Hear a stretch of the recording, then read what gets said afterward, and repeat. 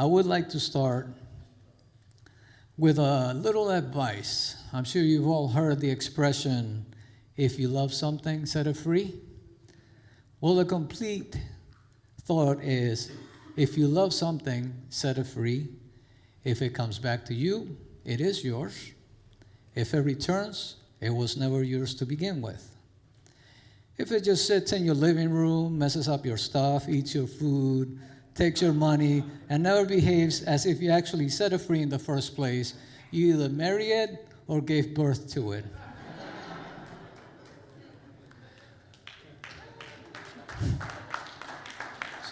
So, what is this love power? Let me start off by giving a definition from our dictionary. It says that love is an intense feeling of deep affection, a great interest and pleasure in something. To feel deep affection for, to like or enjoy very much. We also know the power of love from Charles Fillmore, our co-founder of Unity, in his 12 Powers, where he says that love is the ability to feel affection for, attract oneself to, harmonize, and unify. He also relates each of the powers of the 12 powers in us to one of the disciples from Jesus. And this one is John, also known as John the Beloved. And as you might guess, the center of this power of love is right behind our heart. Also, Charles Fillmore, in his Revealing Word, which is a metaphysical Bible dictionary of sorts, he says that love is the pure essence of being that binds together the whole of human family, the great harmonizing principle known to man. Love, in divine mind, is the idea of universal unity. In expression, love is the power that joins and binds in divine harmony the universe and everything in it. And guess what? We're part of that universe.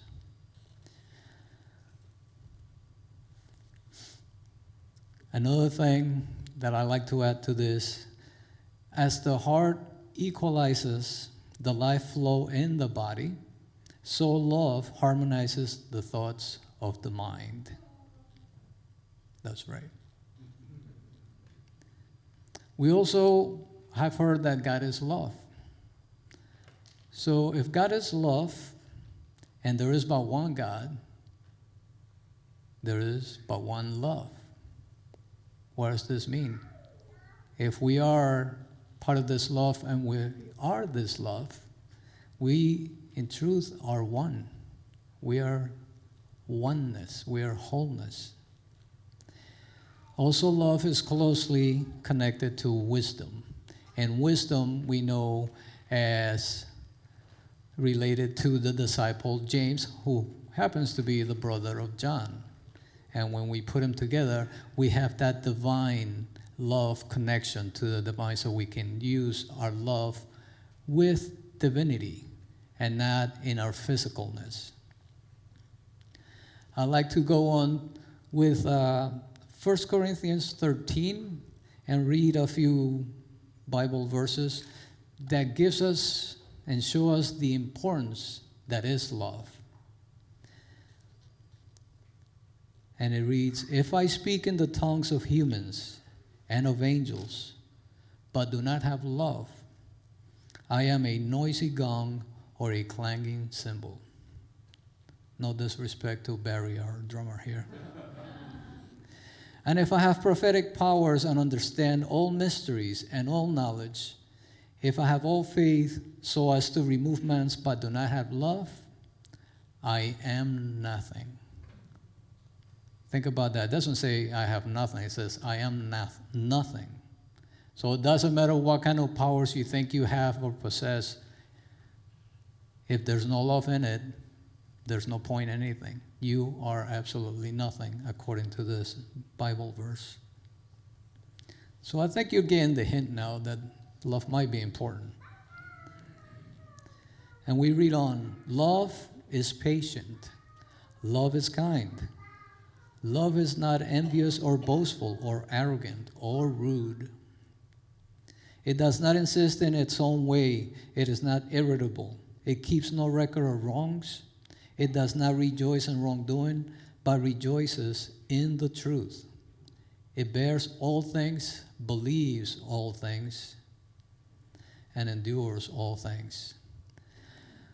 So as I mentioned right before, that we understand that God is love and vice versa. If I switch the word love for God, let's see what it says. God is patient.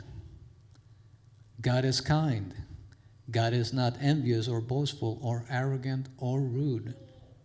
It does not insist on its own way. It is not irritable. It keeps no record of wrongs. It does not rejoice in wrongdoing, but rejoices in the truth. It bears all things, believes all things, hopes all things, and endures all things. And then we end with love never ends, which if we put God, God never ends, right? We understand God as always there, always present. So love never ends, but as for the prophecies, they will come to an end. As for tongues, they will cease. As for knowledge, it will come to an end. So everything in this world will come to an end except love, because I guess love is truly God. And the last one that I want to touch on this one, and now faith, hope, and love remain, these three, and the greatest of these is love. And if I didn't say, this is from 1 Corinthians chapter 13. I would also like to touch on Matthew 22, 37 through 40, when it talks about when the Pharisees wanted to test Jesus, and one of them asked him, "Teacher, which commandment is in the law is the greatest?" He said to him, "You shall love the Lord your God with all your heart, and with all your soul, and with all your mind. This is the greatest and first commandment. And a second is like it. You shall love your neighbor as yourself. On these three commandments hang all the law and the prophets." And then Jesus talking to the disciples on John 13,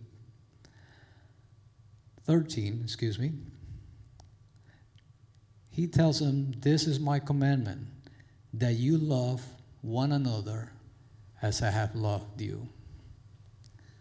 So in one way or the other, Jesus is letting everybody know love is the most important thing in this world.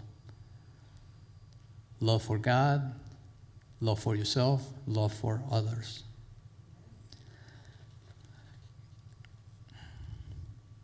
It was not until I found myself in the spiritual path, wanted to learn more about myself and grow spiritually, that I realized that I truly loved being in this path, and that my path was to really be a vessel for love, a message for love. I wanted to be that light, as apparently Gandhi has says, be that light in the world that you want to see.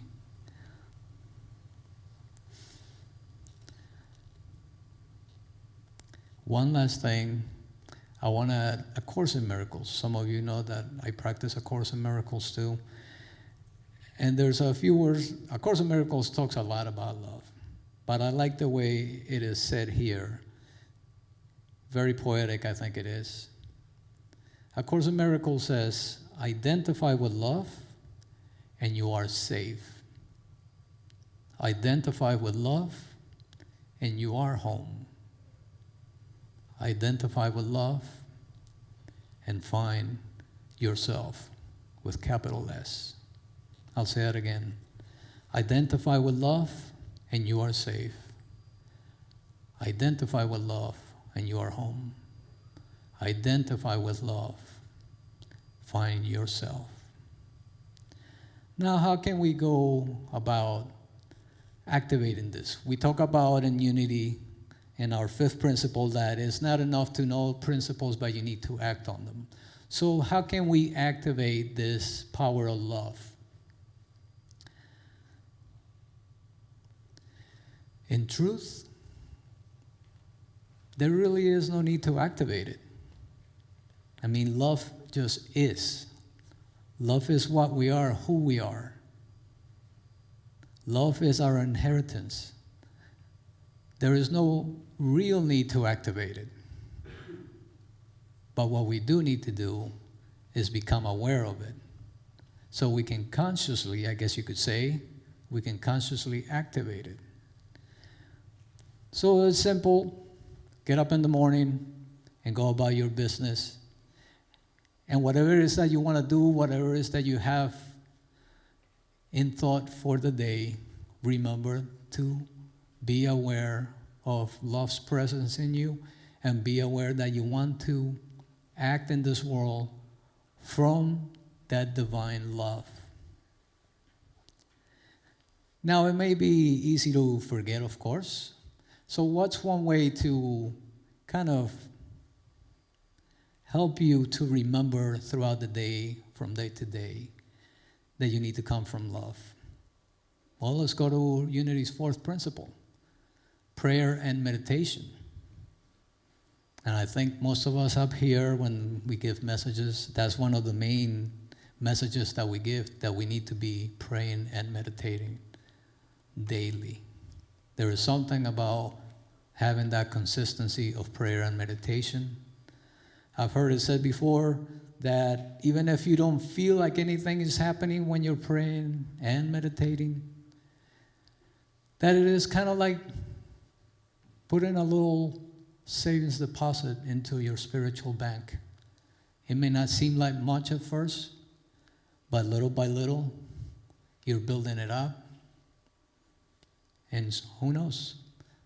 You might not realize you're getting some good interest in it, and then you get a nice windfall. So how can we use this power? By becoming aware of this love power, we can simply begin to use it. Simple enough, right?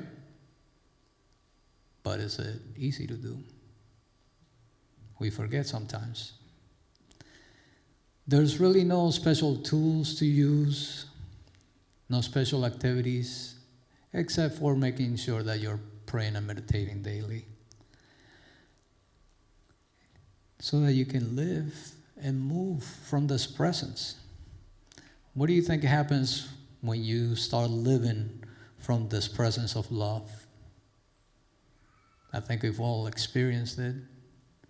When we listen to divine guidance, when we move from love, there are these serendipities that become apparent in your life.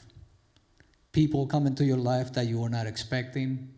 If there was something that you wanted to do at one point, or go somewhere, or have to do a certain something, there might be something that it just comes out of the blue and helps you get to that a lot easier than you thought.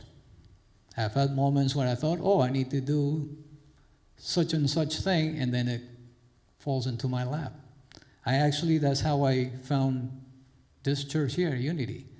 I started thinking when my kids were still young, I'd like to go back to church, because I had left church. I grew up Catholic, so you might imagine why. But I wanted my little ones to experience something of the spiritual nature. And I had that thought in my mind, and I never said it to anybody, not even to my wife. And like within a week or two, one of my sisters comes over to us and tells us, I went to the most amazing church you'll never believe. I'm like, okay. She's like, the message was from Eckhart Tolle, The Power of Now. I'm like, what kind of church does that? I've never heard such a thing. I gotta see this for myself. And sure enough, all I had was that thought that I wanted to have my kids experience that. And then I find out about this church, and we came here, and we've been here ever since. Another thing from A Course in Miracles, I mentioned before that God is love. Well, in one of the lessons from A Course in Miracles, lesson 103 to be exact, it actually talks about a very similar thing. It says, God being love is also happiness. So we're adding happiness to love. If you live from love, you have a better chance of being happy. It says, happiness is an attribute of love. It cannot be apart from it, nor can it be experienced where love is not. Love has no limits, being everywhere, and therefore joy is everywhere as well. I'd like to switch the word love for God here again. Happiness is an attribute of God. It cannot be apart from it, nor can it be experienced where God is not. God has no limits, being everywhere, and therefore joy is everywhere as well. And the Course goes on to say that you should teach only love because that is what you are. How many believe that you truly are love? Any takers? Okay, a few. So yes, if we are love, we should teach love. But how do we do that? I think you all know that very simply by being and coming from love. The way you show up in the world is the way people are going to see you and the way others are going to learn from you. They say that the best thing to do with your children is not to tell them what to do, but to show them by how you are, and they will learn from you, just from the way you show up in the world and you show up to them.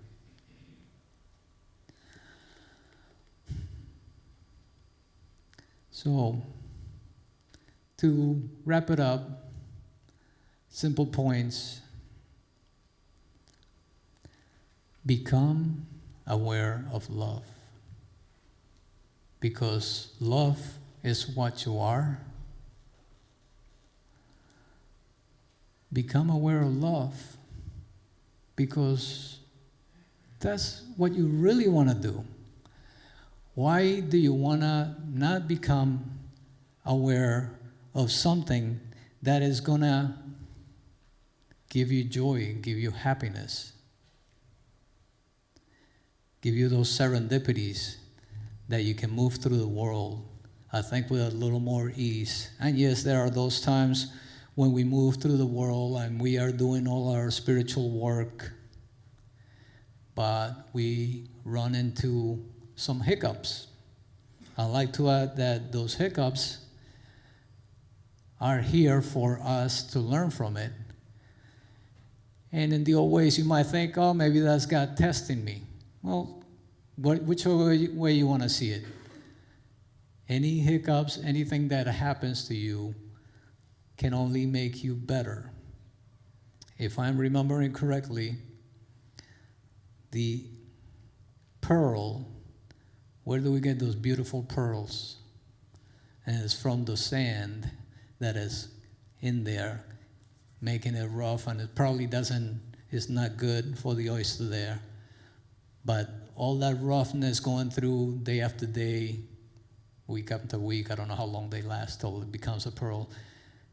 And through all that roughness, we get this beautiful pearl. So yes, all those rough patches that you are experiencing, or you may have experienced, and I can tell you from my own experience that I know now that everything I've been through, everything I've experienced, and to simplify it, I used to mention about how growing up with my dad, it was rough because he was doing the best he could with what he knew. And even though I went through some rough patches growing up with him, I can honestly say right here, right now, that if it hadn't been for all those rough patches that I went through, I would not be the person that I am here right now. I would not be this unity minister that I am being for you.